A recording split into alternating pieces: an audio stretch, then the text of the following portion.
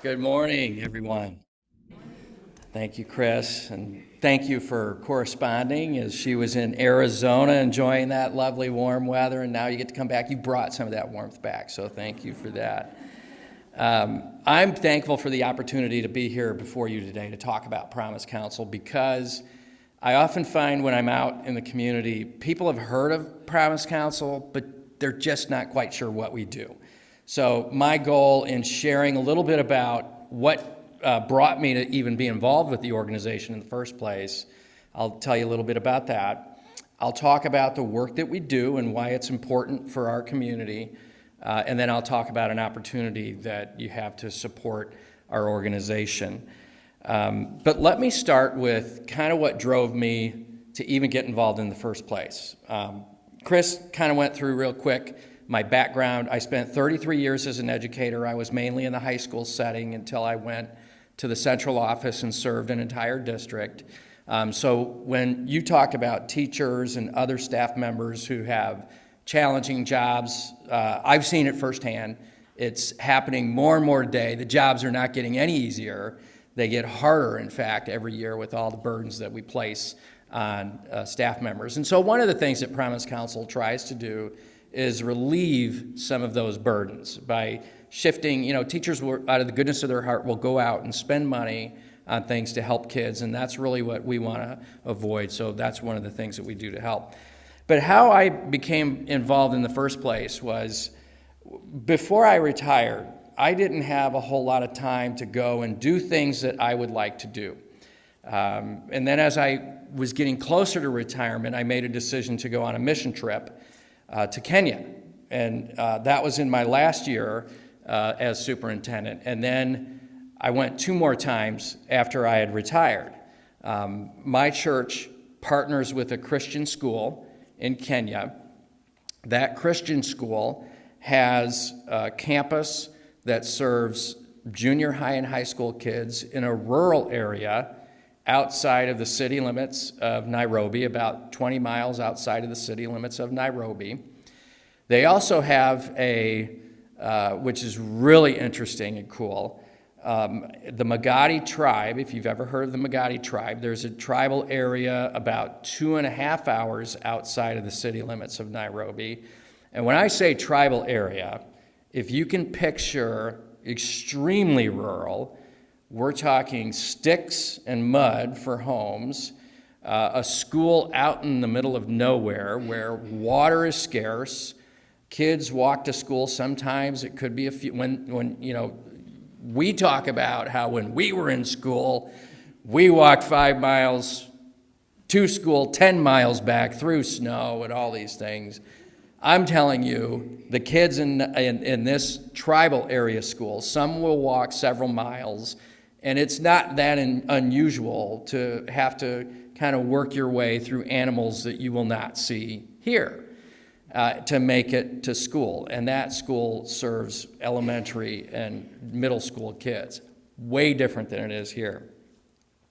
And then the final school is in the slums of Nairobi. It serves elementary kids. And you just can't get a true flavor for what a slum is unless you've been immersed in it. So I can tell you, standing here today, that what it looks like.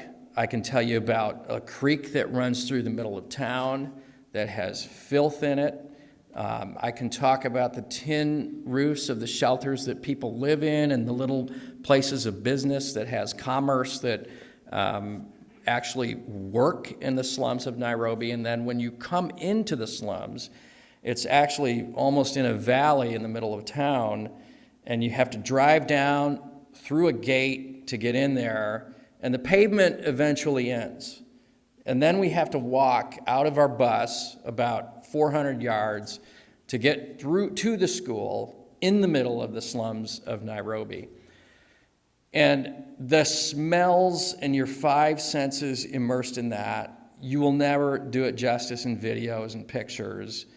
So I wish that everyone would be able to go through a trip like that, especially young adults. I was talking with Chris about this earlier. I think that we could all benefit from seeing some of the things that we see there. And what I took away from that, number one, those people are joyful. They are in the Word daily. They are joyful, which amazed me and astounded me because they're believers. They are believers, which is great. But it was real difficult for me, and from a perspective of, I don't know as human beings how we can allow other human beings to live that way when we have all kinds of means and resources and things available to help those in need. So as I came back here the last time I went on my mission trip, I was not looking for any opportunities. I actually received a call from one of the board members of Promise Council, and they asked me if I would be willing to help them frame the job description for this job. And I said, sure, I would be happy to do that. Mind you, I was retired, having fun, traveling, doing things I couldn't do when I was working, and then doing these mission trips, which was very meaningful for me.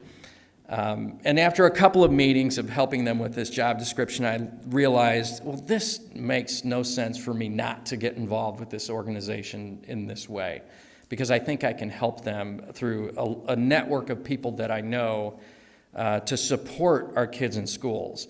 And when Chris mentioned that this job's been around for 1 year, think back to 2009, Promise Council started with one school. And today, we're up to 29 schools. That's a lot. I mean, it is awesome, and they're all in McLean County.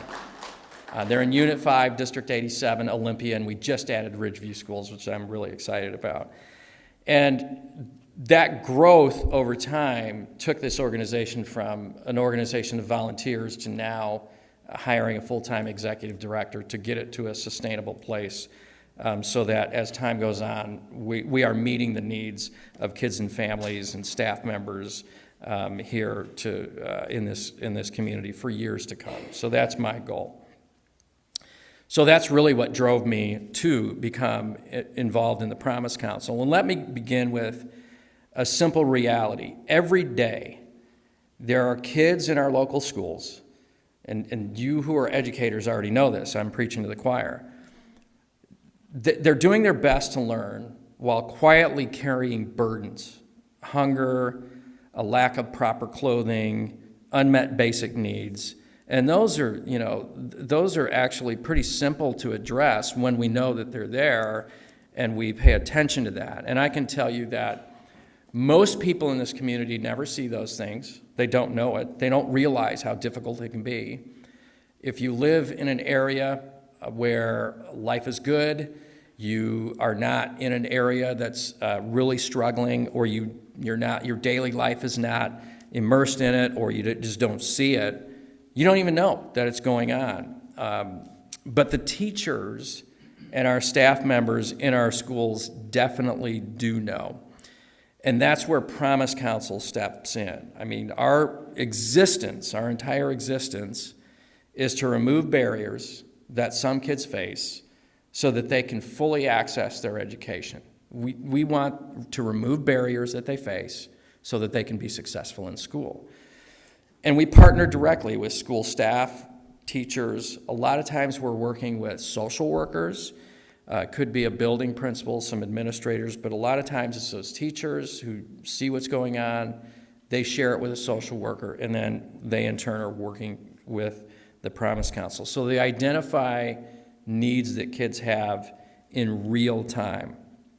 And that allows us to respond quickly and discreetly, because I can tell you that in the work I've done in a year, I do not know who the kids are that we support, because I'm not working directly with those kids. Now I'm working behind the scenes to provide a check, to provide some, it might be a pair of shoes, something like that to help, but the staff members are the ones who are working directly with the kids and families, and it helps. But some of the needs that we face are, as you can imagine, food for families that are facing hardship. I mentioned shoes and clothing for kids in needs. Hygiene items are a big deal so that kids can come to school with confidence. And then we provide emergency support. in times of crisis or definite hardship. Those things can be things like we might help cover rent for a family who's really struggling. I can tell you I've got 2 families that are in abusive relationships, and so mothers have worked to get kids in a safer environment. That takes a little bit of effort and time and money to do that, so we help support those folks. Because if you think about a kid, when a kid is worried about basic needs, learning becomes secondary. And sometimes we can forget about that, and we wonder why a kid isn't turning in his math homework when this background stuff is going on and they're just struggling to survive. But when we're able to step in and meet those needs, something very powerful happens. Students regain confidence, dignity, and the ability to focus on their future and really the work that's going on right there in the classroom. And this work is deeply rooted in what Scripture actually tells us to do. Now, I've got some Bible verses that I'll share with you. I think they're marked in your program, and I'm reading them from the NLT version, if that helps you. But you look at Deuteronomy chapter 15, verse 11. It tells us, "There will always be some in the land who are poor. That is why I am commanding you to share freely with the poor and with other Israelites in need." When you look at that verse, Jesus isn't telling us to, he's not suggesting it. He's not giving it as a, maybe you'd want to do this. This is why I'm commanding you to share freely with the poor. There will always be some in the land who are poor, and I'm commanding you to share with the poor. Matthew 25, verses 35 to 36, from Jesus himself says, "For I was hungry, and you fed me. I was thirsty, and you gave me drink. I was a stranger, and you invited me into your home. I was naked, and you gave me clothing. I was sick, and you cared for me. I was in prison, and you visited me." Again, he's bringing himself to all of us on this earth and walking right along with us and sharing what you're doing for others, you're basically doing for me. Isaiah 58, verse 7 states, "Share your food with the hungry and give shelter to the homeless. Give clothes to those who need them, and do not hide from relatives who need your help." Again, it doesn't say anything about as long as they're working hard, you can share their food with them. It doesn't say as long as they're making an effort to get a home, you can home the homeless. It says share your food with the hungry, give shelter to the homeless, give clothes to those who need them. Do not hide from your relatives who need your help. That might be hard for some of us, but he's not giving it as a suggestion, is my point. He's giving it as a command. When you think about how that affects us here in McLean County, I mentioned we work with 4 districts: District 87, Unit 5, Olympia, and Ridgeview. If you combine all those districts, they have nearly 20,000 students in those districts combined. What you might not know, nearly 9,000 kids of those 20 come from low-income backgrounds. That's the population we work with. We're helping kids who are coming from low-income backgrounds. 9,000, that's a huge number. You know, I think people think of District 87, and they do have the highest percentage of low-income kids. But when I looked at some numbers recently, it really jumped out at me that, you know, Unit 5 is a huge district. District 87 is a big district as well. They're both 2 large unit districts in the state of Illinois, of about 60 of those. Unit 5 has more low-income kids than District 87 has kids.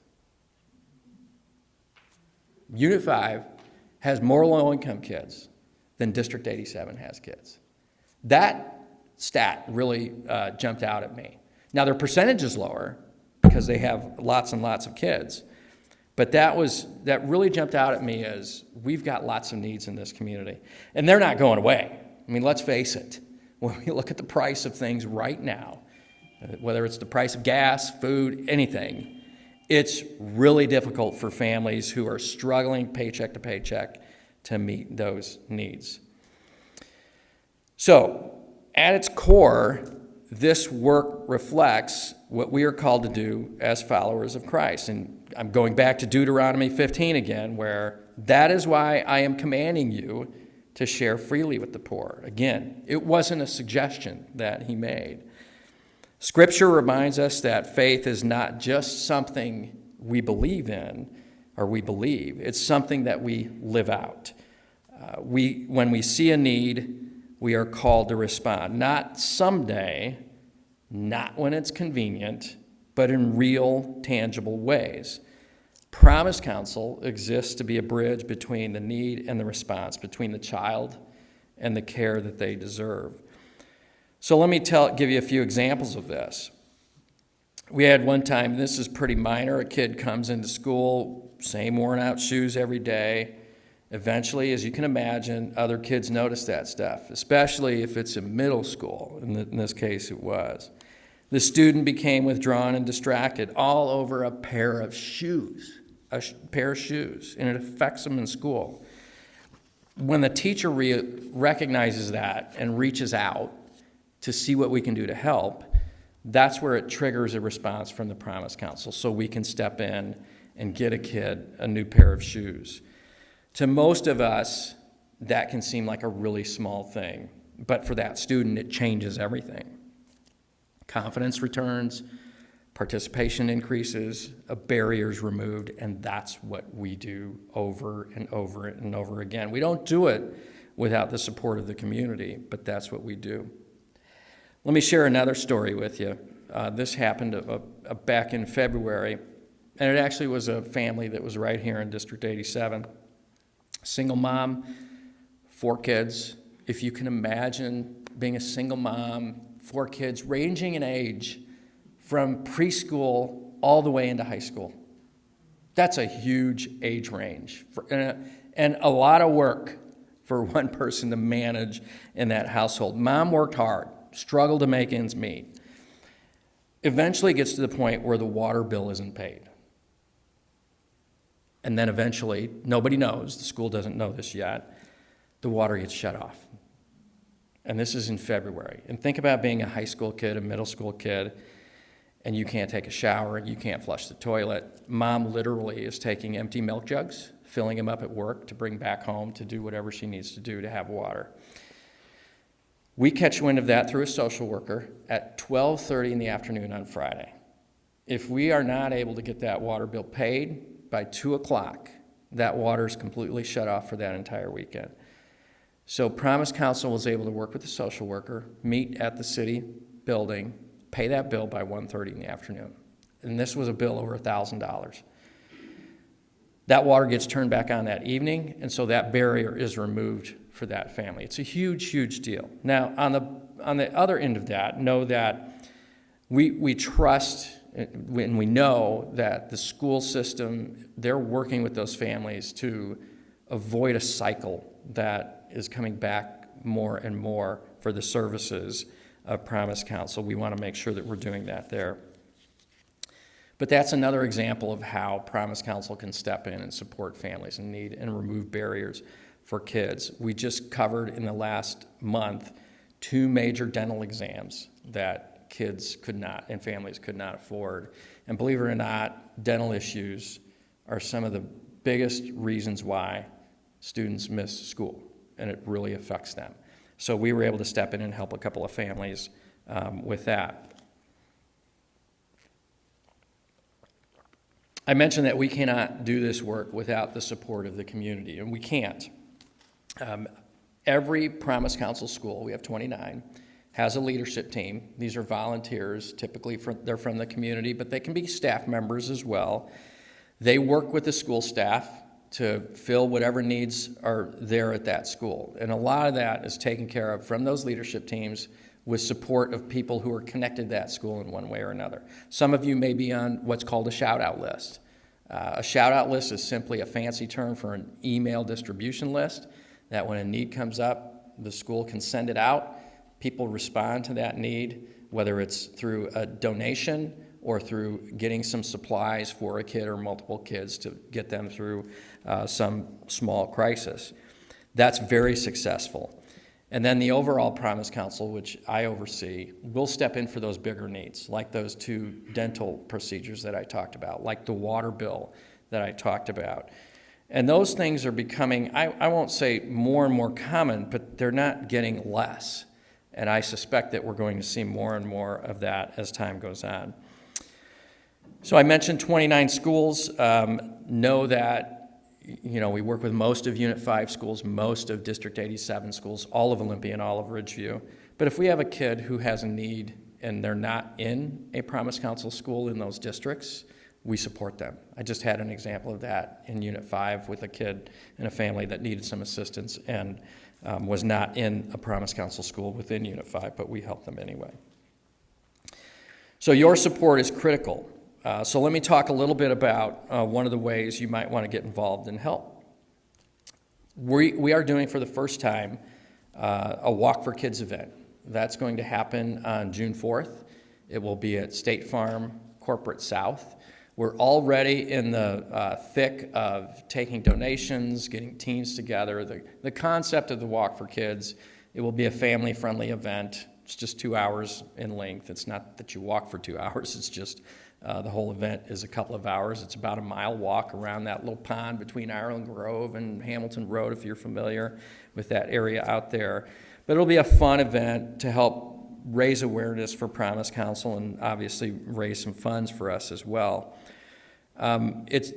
We look at it as more than a fundraiser. We look at it as a community event. It's the first time we've done it, but it's bringing together families, schools, churches, local businesses, and we're doing it for one purpose, to support kids in need right here in our community, just like those examples that I gave to you. So if you're familiar with the St. Jude's Run, they form teams. That's what we're doing, forming teams. And those teams, we are asking a team to raise $1,500, but really, if you don't hit the goal, that's okay. We just want people to support us and learn about what we do because we think success breeds success. And the more that people learn about what Promise Council does, the better. So that event really is our first time doing a major community event. And so we're asking for folks to support that. Why does this matter to a church? Now, your church already does things to support people in need in this community, and I'm thankful for that. And probably some of you have already supported or maybe even continue to support Promise Council or a Promise Council school. But I think our missions align pretty closely when it comes to this. We care for children. We serve those in needs because we are being the hands and feet of Jesus in our own community. And the Walk for Kids event is a tangible way that you could live that out together with us, not just for your church, but for the entire community. And how can you get involved? You can start a team within your own community. Pam Lubeck is sitting out there, and I'm very thankful for Pam. She's on the Irving Elementary School Promise Council. If you don't know much about Irving Elementary School, I'd have to look it up, but it's either the top or one of the top highest percentage of low-income kids in the county. And that Promise Council for Little Irving Elementary School with one of the highest concentrations of poverty is rocking it. You guys have about, I think the most money has been raised. And I've got big schools that are participating in this. Little old Irving is doing such a great job because of the dedication of people like Pam and others that are on that committee. I've been so impressed with them. And they've started the Promise Council not long ago. So they're a great example of how coming together to meet the needs of kids and families can be done in very short order when you've got people who are committed to that. So starting a team within your church community would be a great way. Invite families, Bible study groups, youth groups, support a participant or a team financially. we need some volunteers for the event, so if people are interested in donating a few hours, that it's not a bunch of manual labor. I really need safety people stationed around the pond so that we don't have kids running down into the water or anything like that, because it looks cool, so they probably will do that. And just help spread the word about what you learned today and what you know. And perhaps most importantly, just pray for us, the kids, the families that we support, our teachers, and people who are involved in supporting those in need. And let me leave you, as I close, with this thought, and I'll be happy to take some questions that you may have. Every child deserves the opportunity to learn, grow, and succeed without unnecessary barriers standing in their way. And together we can make that a reality, not really in a distant place, but right here in our own community. We only work in McLean County. We're unique. This is not done anywhere else in the country. I want to thank you for your time, your heart, and your willingness to consider being a part of this mission, and I'd love to connect with anybody who has an interest in getting involved or learning more. Let me just close with a verse that I didn't have listed, but it's from 1 Peter chapter 4, verse 10, where it says, God has given each of you a gift from his great variety of spiritual gifts. Use them well to serve one another. Thank you for letting me come and speak to you today. I really appreciate that and you learning more about what Promise Council does, and I'd be happy to take some questions. Thank you.